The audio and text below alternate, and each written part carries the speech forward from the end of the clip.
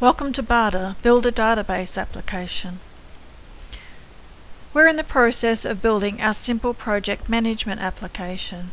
So far we've created materials and added fields for those materials. Now we're going to look at filters. You can think of filters as a special type of field. A field that has predefined values. A field that you can use to filter a project listing, a special search field. To create a filter, we can navigate to the Filters menu. You can either go via Configuration down to the material you're looking at and use the Filters option, or if you're looking at the materials listing, as we are now, you can just press on the Manage Filters link. Adding filters is a two-step process.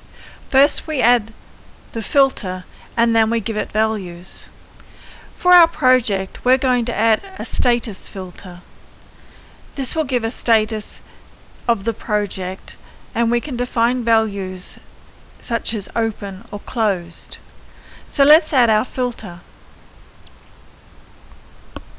A filter is very much like a field. We can give it a type, and here this is where it differs from a field because we have different types. This is how the filter displays.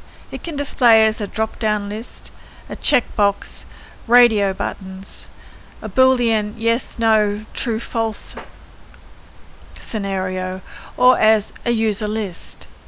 We're going to talk about user lists in another video. For our status filter, we're just going to use a simple drop-down list. We're going to give the filter a name of status. We won't bother giving it a short name. It's not a heading. We're not going to use it as a default sort. And we're not going to make it a common filter. We possibly could make status a common filter for our application because projects can have a status as can tasks. If we make it a common filter, then both those materials would use this filter. But we don't want to make it a common filter because we're going to give the filter different values.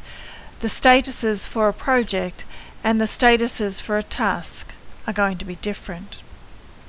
So we leave the common filter blank.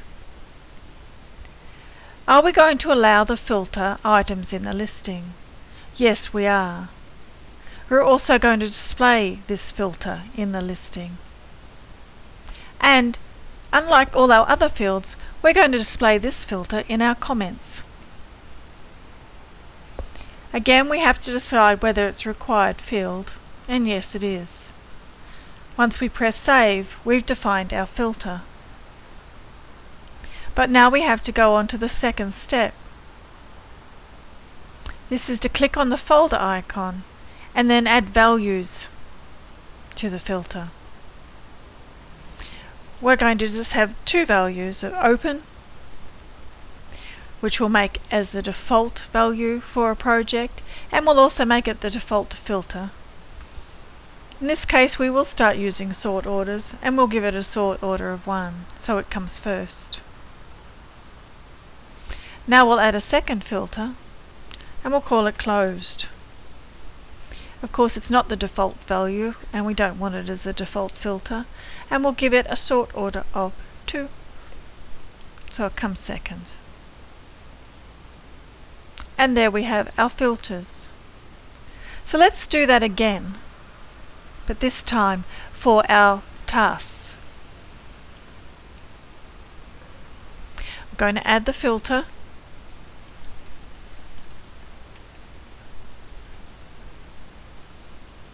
We're going to display it in our comments listing and allow it to be used as a filter on our project listing. Required field, save. Click on the folder icon and let's add some values. We can have an open task and we're going to make that our default.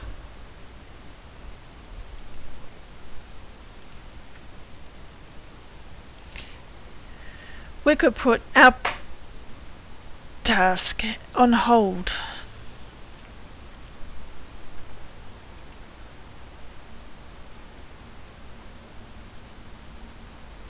We could say we think we've done our task.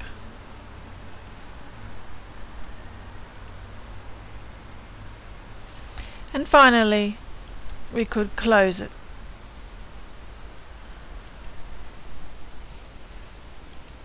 So there we have another status filter, this time for task, that has different values.